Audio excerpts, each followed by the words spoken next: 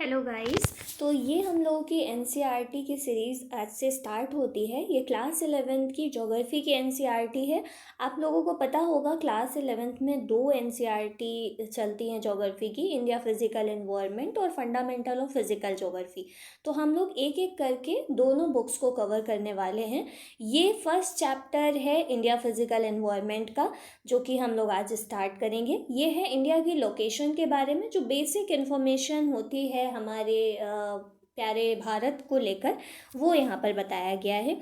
तो क्या लिखा है, main land of India, India का जो मेन लैंड है वो कहाँ तक है, नॉर्थ में कश्मीर और साउथ में कन्याकुमारी। अब आप इस पर मत जाना कि जो सदर्न मोस्ट पॉइंट है वो इंदिरा पॉइंट, अंडमान निकोबार वाला नहीं, ये मेन लैंड की बात कर रहे हैं। तो नॉर्थ, बिल्कुल नॉर्थ में हमारा कश्मीर हो गया, और हम अगर अभी के टाइम पर कश्मीर भी नहीं, लद्दाख होगा ऑफ कोर्स, लेकिन हमें जो मेन पता होना चाहिए मोटा मोटा वो हम देखते हैं। और जो बिल्कुल साउथ में है वो कन्याकुमारी हो गया। इसी तरह से ईस्ट में अरुणाचल प्रदेश होता है और वेस्ट में गुजरात होता है। तो इतना मेन लैंड है इंडिया का। अब जो हमारा एक्सटेंट ओशन में या सी में होता है वो 12 नॉटिकल माइल्स तक का है। अब 12 नॉटिकल माइल्स का मतलब हो गया 21.9 किलोमीटर तक का जो कोस्ट के आगे एरिया है, वहाँ तक हम अपना एक्सटेंट कंसीडर करते हैं। अब फिर आगे बढ़ते हैं। तो आगे लिखा हुआ है जो लॉन्गिट्यूडनल एक्सटेंट है रफली वो 30 डिग्री, मतलब दो लॉन्गिट्यूड के बीच का जो डिस्टेंस है, जो डिग्री बनता है, वो 30 डिग्री का डिफरेंस आता है। और जो नॉर्थ से साउथ तक अगर हम देखें, नॉर्थ से बिल्कुल साउथ तक का जो डिस्टेंस है वो 3214 किलोमीटर है। ईस्ट से वेस्ट तक का जो डिस्टेंस है वो 2933 किलोमीटर तक का होता है। ये रफली डेटा है, आपको थोड़ा बहुत पता होना चाहिए कि हम यहाँ से यहाँ तक जाएंगे तो कितना पड़ेगा, लेफ़्ट से राइट की तरफ अगर अपने मैप में अपने इंडिया में बढ़ेंगे तो कितना होगा। ये रफली डेटा प्रोवाइड करते हैं।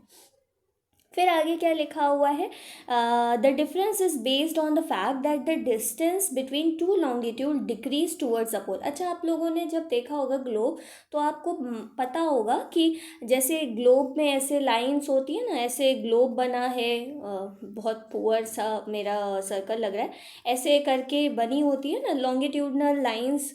तो हम क्या जानते हैं, हमें पता है कि अगर हम पोल्स की तरफ अगर बढ़ेंगे तो जो भी डिस्टेंस है, जो लॉन्गिट्यूड के बीच की जो डिस्टेंस है, वो पोल्स की तरफ कम होती चली जाती है। ठीक है, तो यही ये बात बोलना चाहते हैं। जबकि लैटिट्यूड जो होता है उसमें सेम रहती है। अगर हमारा लैटिट्यूड है तो उसमें कोई भी लैटिट्यूड हो, उनके बीच की डिस्टेंस सेम ही आएगी। ठीक है, फिर आगे क्या लिखा हुआ है कि the value of longitude it is quite discernible that there is a variation of degree 30 which causes time difference of nearly 2 hours between the easternmost and westernmost parts of the country। बिल्कुल बहुत ज़रूरी चीज़ यहाँ पर आप लोग देखिए कि अगर हम लोगों को हम देखेंगे, हमें ये तो पता है कि सनराइज ईस्ट से होता है। तो अगर ईस्ट से सनराइज हो रहा है तो ईस्ट और वेस्ट के सनराइज में 2 घंटे का डिफरेंस होता है। आपको पता है, 2 घंटे का डिफरेंस आ जाएगा। बट अगर हम टाइम देखेंगे कि हाँ अरुणाचल प्रदेश में इस समय कितना टाइम है और गुजरात में कितना टाइम है, तो टाइम सेम होगा।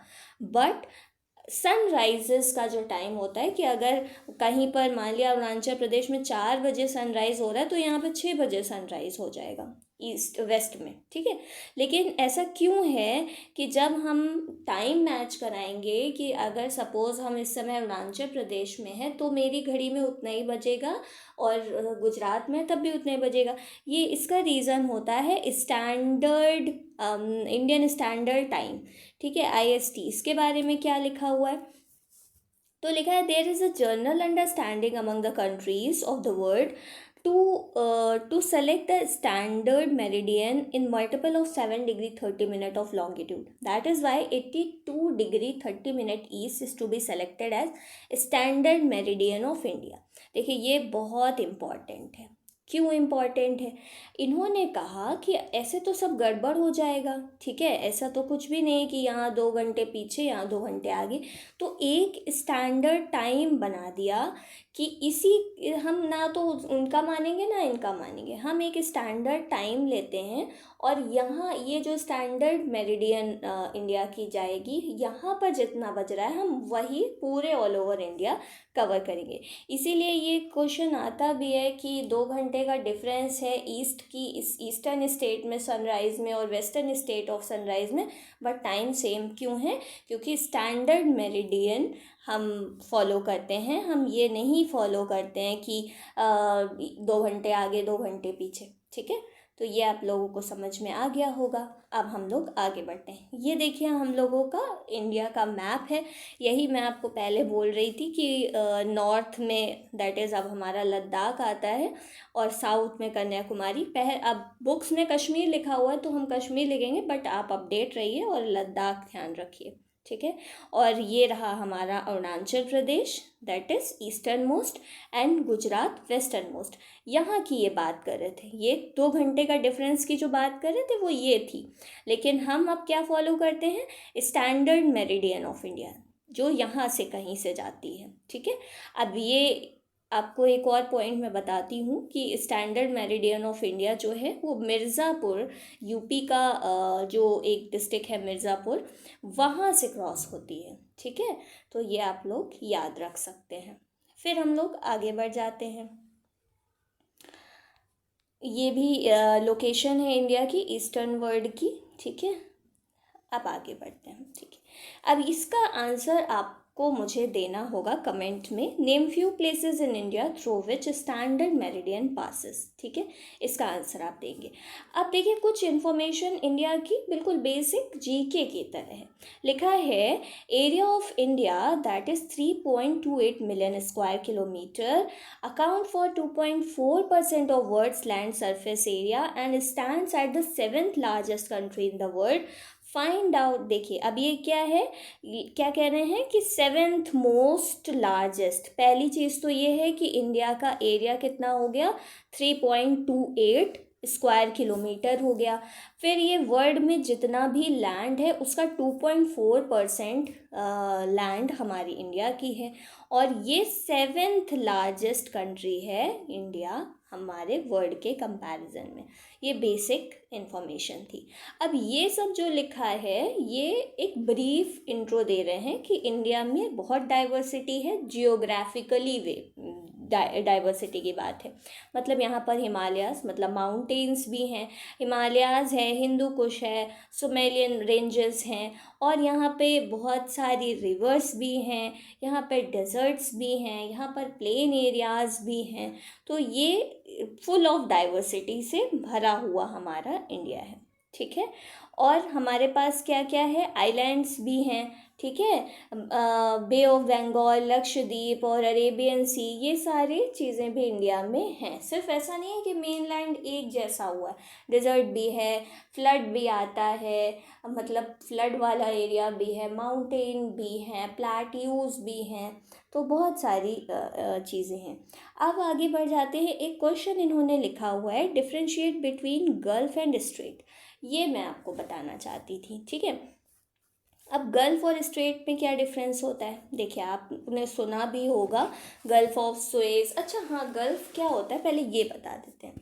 देखिए जैसे कि मान लिया 2 लैंड हैं। ठीक है, एक ये लैंड है, एक ये लैंड है, 2 लैंड के बीच में, और एक ये थर्ड लैंड भी ले लो। ठीक है, तो 2 लैंड के बीच में ऐसे करके एक रास्ता, जैसे गल्फ गुफा नहीं बनती है वैसा कनेक्शन बनना, एक बड़ा चौड़ा रास्ता बन जाना गल्फ होता है। जैसे आपको पता होगा गल्फ ऑफ मैक्सिको। ठीक है, गल्फ ऑफ मैक्सिको क्या है, वो लार्जेस्ट है। और ये अच्छा आप बताओ गल्फ ऑफ मैक्सिको कहाँ पर है, कौन से कॉन्टिनेंट में, कंट्री में, कहाँ पर है? तो वो नॉर्थ अमेरिका में है और वर्ल्ड की सबसे लार्जेस्ट है। तो गल्फ होता क्या है, 3 साइड लैंड होती है और 1 साइड से एक ओशियन या ओशियन का एक पार्ट जो कि गल्फ है, ठीक है, वो अंदर घुस जाए, पानी ऐसे अंदर आ जाए। मतलब यहाँ पर लैंड थी, एक मिनट इसको मैं इरेज कर देती हूँ। तो जैसे कि यहाँ ये सब लैंड है, ये लैंड, ये लैंड, ये लैंड, और ये गल्फ है। ठीक है, ये हो गई गल्फ, ये देखो यहाँ पर। ठीक, तो इसे बोलते हैं गल्फ। लेकिन स्ट्रेट क्या होता है? स्ट्रेट जो कि जैसे श्रीलंका और इंडिया के बीच में दो वाटर बॉडीज़, अगर वो तो लैंड की बात थी, यहाँ है कि एक ये वाटर बॉडीज़ है, एक ये वाटर बॉडी है, उसके बीच में एक पतला सा नैरो सा कनेक्शन बैठाने वाला लाइन या फिर कह लें पानी का रास्ता, वो होता है स्ट्रेट। ठीक है, वो होता है स्ट्रेट। जैसे तुमने आप लोगों ने सुना होगा स्ट्रेट ऑफ जिब्राल्टर, सुना है स्ट्रेट ऑफ जिब्राल्टर के बारे में? तो वो क्या है? वो अटलांटिक ओशियन और मेडिटेरियन सी को कनेक्ट करता है। और अगर हम लैंड के फॉर्म में बात करें तो वो यूरोप एंड अफ्रीका को कनेक्ट करता है। अब आपका ये होमवर्क है कि आप लोग स्ट्रेट ऑफ जिब्राल्टर के बारे में पढ़ो, मुझे बताओ और एक मैप ढूंढ कर लाओ। ठीक है, नहीं तो मैं नेक्स्ट वीडियो में पहले आप लोगों को वो मैप दिखाऊंगी कि स्ट्रेट ऑफ जिब्राल्टर कहाँ है, अटलांटिक ओशन एंड मेडिटेरियन सी को कैसे कनेक्ट करता है। ओके, तो ये हम लोगों का फर्स्ट चैप्टर कंप्लीट हो गया। ये एक्सरसाइज आपको अटेम्प्ट करनी है, आपको देखना है कि कितना पता चला। तो ये हमारा था क्लास 11th एनसीईआरटी का फर्स्ट चैप्टर। ऐसे ही कल सेकेंड चैप्टर हम लोग स्टार्ट करेंगे और अपनी क्लास 11 की ज्योग्राफी को कंप्लीट करेंगे। Okay, thanks for watching.